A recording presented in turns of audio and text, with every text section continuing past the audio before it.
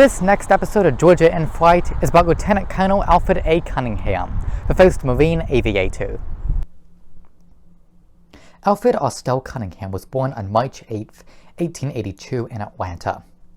He volunteered during the Spanish-American War, and after returning from Cuba, worked as a real estate agent. His first flight was in 1903, when he flew in a balloon. In 1909, he decided to join the Marines, and he served on board the USS New Jersey, the USS North Dakota, and the USS Lancaster. While serving at a training school in Philadelphia, he met local Pennsylvanians interested in aviation. After developing a strong interest in flight himself, he rented an airplane for $25 a month, but could never get it off the ground. Instead, Cunningham talked to Marine officials about creating a new aviation division. In March 1912, he was told to report to the Naval Academy for flight training. He reported on May 22, 1912, which is now considered the birthday of marine aviation. This also makes Cunningham the first Marine Aviator.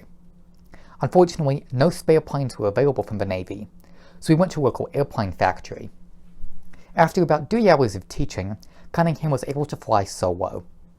Over the next 2 years, Cunningham continued to experiment with airplanes. In 1913, he served in Cuba, doing the first airplane scouting mission in military history. Cunningham stayed in the Marines, but worked closely with naval aviators in Pensacola. In 1915, he was actually designated Naval Aviator No. 5. He was briefly forced to stop flying, as his fiancée wanted him to stay on the ground. After their wedding, she agreed to let him fly again.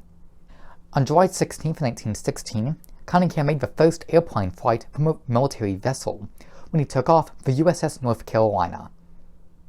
At the start of World War I, Cunningham led the Marine Aviators.